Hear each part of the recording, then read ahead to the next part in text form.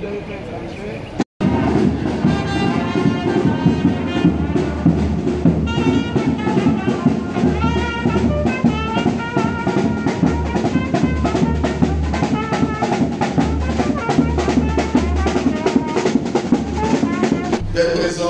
allons demander à tous.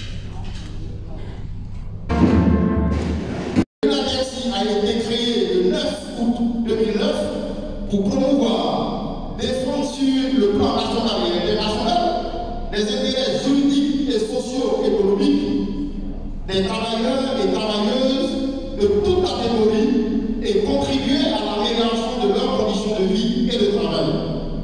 Toutefois, pour tenir compte de ces spécificités et des avis des syndicats affiliés, il lui est apparu nécessaire d'organiser un congrès, donnant ainsi tout son sens à l'exercice du dialogue participatif et inclusif. Mesdames et messieurs, chers congressistes, il est à noter que l'UNAPEXI est à son 4e congrès, après ceux de 2008, congrès ordinaire, de 2014, congrès extraordinaire, et de 2016, congrès ordinaire. J'ai bien dit 4, donc nous sommes au 4e congrès. Au terme de ce congrès, les résultats que nous attendons de vous sont: le rapport final du congrès est validé par les acteurs syndicaux que vous êtes. Les syndiqués sont sensibilisés au rôle qui leur incombe dans la lutte syndicale, de l'amélioration des conditions de vie et de travail des travailleurs que nous sommes, et le nouveau secrétaire général de la centrale UNAPEXI est élu. Pour ce qui est du congrès, je suis moi-même fondateur de la FESI, c'est ce que les centrales donc syndicales. Je suis heureux aujourd'hui d'entendre qu'il y en a 5 sociétés ici. Anciennement, il y avait une seule, après une deuxième, la FESACI. Aujourd'hui, 5. Notre joie, le ministre l'a dit, est de constater aujourd'hui donc la dynamique à ce niveau, et donc qui traduit la vitalité de la démocratie, le pluralisme. 5 centrales de dignité, 5 centrales de syndicales, c'est le sens de l'évolution de la démocratie à ce niveau. Il m'a chargé donc, en vous saluant, de vous dire que la cohésion au niveau des syndicats, l'unité au sein des syndicats me préoccupe. Parce qu'en tant que ministre de la Réconciliation, il conçut l'unité, la cohésion au sein de chaque syndicat qui impacte, à n'en point douter donc, qui peut impacter, à n'en point douter, la cohésion nationale. Les salutations du directeur général de l'Organisation internationale du travail, M. Guy Ryder, et de la directrice régionale qui est ici basée à Avignon. Je leur porterai aussi, à travers Katia, toutes les informations de ce qui va émerger des décisions qui seront prises lors de ce congrès. Comme vous le savez, l'Organisation internationale du travail, elle a fêté en 2019 son centenaire. 100 ans, on est la plus ancienne des organisations du système des Nations Unies. Et en 100 ans, on a appris beaucoup de choses. On a appris notamment qu'il n'y a pas de développement durable sans construction d'un monde du travail meilleur. Et c'est vraiment une priorité essentielle sur lesquelles, avec vous, les organisations syndicales, on travaille depuis l'origine de l'Organisation internationale du travail. C'est une condition sine qua non nécessaire du développement durable, d'une croissance durable.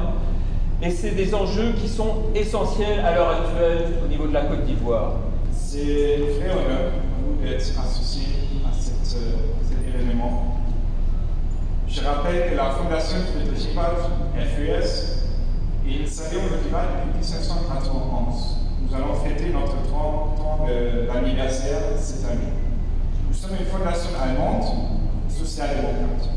Et quand je dis social-démocrate, nous croyons, notre mission ici, c'est d'aider le développement démocratique de la Côte d'Ivoire. Et c'est dans ce sens qu'on croit que seulement avec un travail décent et des syndicats forts, on peut obtenir une démocratie. Parce que c'est dans les sons, partout dans le monde. N'est-ce pas à la politique, à la démocratie, aux élections, si on a occupé toute la journée de survivre, si on a occupé toute la journée de s'arranger un peu de 1000 francs, 2000 francs pour manger. C'est pourquoi une démocratie forte a besoin d'une base solidaire, a besoin d'une base d'une société forte, avec des syndicats qui s'engagent pour les travailleurs et les travailleuses. Le Côte d'Ivoire, l'UNAPESI, créé le 9 août 2004, a pour mission de promouvoir, de défendre les intérêts juridiques et socio-économiques des travailleurs et travailleuses de toutes catégories et de contribuer à l'amélioration de leurs conditions de vie et de travail. Toutefois, pour tenir compte de ces spécificités et des avis des syndicats affiliés, il lui est apparu nécessaire d'organiser un congrès dénommé Congrès de la maturité. Oui, Congrès de la maturité, parce que les autres congrès qu'on avait fait, Congrès de la maturité, parce que le premier congrès, c'était le congrès de l'initiative, et le deuxième congrès, c'était le congrès de la marche. Nous avons marché, et nous sommes arrivés aujourd'hui à la maturité. C'est pourquoi je voudrais personnellement féliciter et remercier tous les congressistes, tous les camarades syndicalistes, tous les camarades secrétaires généraux. L'actuel est placé sous le thème « La résilience des travailleurs de Côte d'Ivoire face à la pandémie de la Covid-19, cap de l'UNAPESI ». Et du sous-thème « Quel engagement et quelle contribution des travailleurs dans l'effort national pour la lutte contre les pires formes de travail des enfants ». Mesdames et messieurs, chers congressistes, il est à noter que l'UNAPESI est à son 4e congrès, à son 4e congrès, après ceux de 2008 ordinaire, 2014 extraordinaire, 2016 ordinaire. L'objectif général de ce congrès est de renouveler les instances de notre instrument de lutte dans une démocratie participative et inclusive. Photographie syndicale futuriste, conciliant le dialogue et la participation de tous les syndicats affiliés. Au terme de ce congrès, les résultats attendus sont les instances dirigeantes de la centrale sont renouvelées. Les syndiqués sont sensibilisés au rôle qui leur incombe dans la gestion durable de leur syndicat. Le rapport final du congrès est validé par les acteurs syndicaux. Mesdames et messieurs, chers congressistes, l'UNAPESI s'est inscrite résolument à la lisière du syndicalisme des revendications, du syndicalisme des luttes, du syndicalisme des négociations et du syndicalisme du dialogue social. Son influence n'est certes encore acceptable, car toute œuvre humaine n'est jamais parfaite, mais elle représente l'avenir du syndicalisme en Côte d'Ivoire. Et le cadre du genre, moi je ne peux que le saluer, parce que vous êtes quelqu'un qui met au devant le dialogue social.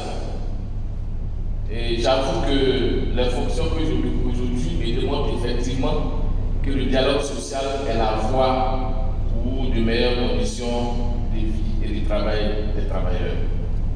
Parce que vous êtes un de ceux qui participez de façon effective et active aux travaux du comité de suivi de la travail sociale signé en 2017.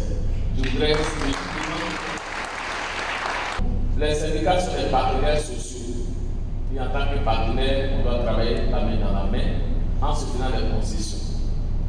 Donc, saluer le travail qui est fait, saluer aussi le thème, surtout la résilience des travailleurs face à la Covid et la lutte contre les défauts du travail des enfants. Merci pour toutes ces réflexions. Monsieur le secrétaire général, bon, il y a une élection. La campagne n'est pas ouverte, mais je ne sais pas si c'est un candidat. Mais ce ne serait pas mauvais que moi je vous le vois encore au sein du comité de suivi de la travail. À vous, merci pour ces travaux auxquels je vous souhaite plein succès et je déclare ouvert nom de troisième congrès ordinaire de l'Union nationale des travailleurs de Côte d'Ivoire.